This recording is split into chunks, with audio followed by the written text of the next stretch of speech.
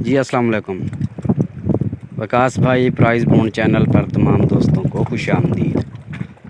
जी दोस्तों, आज बॉन्ड के हवाले से कोई वीडियो नहीं है। तो अभी मैं मौजूद हूँ जी चाचना शरीफ, तहसील खानपुर, ज़िला रहीम यार ख़ान। और ये दरिया है जी, चाचना शरीफ ये दरिया है। आप दोस्त इसका नज़ारा देख सकते हैं। ठीक है जी।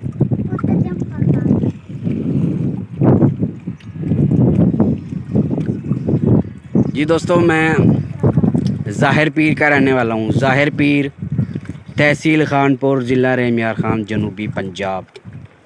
और अभी जैसा कि मैंने आपको बताया कि मैं मौजूद हूँ चाचना शरीफ दरिया पे। और यहाँ से मेरा घर जो है ना, ज़ाहिर पीर है मेरा घर, तो 10 किलोमीटर दूर है यहाँ से। तो ये दरिया का नज़ारा देख लें। तो पानी ऐसे आ रहा है जैसे ये मेरी तरफ आ रहा है और ये मुझे डबो देगा। ये देख लें आप।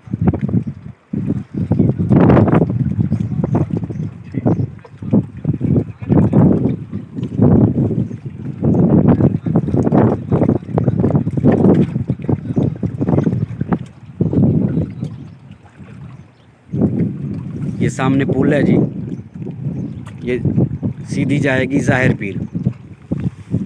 ठीक है जी। तो यहाँ सामने पानी आ रहा है, ये देख लें।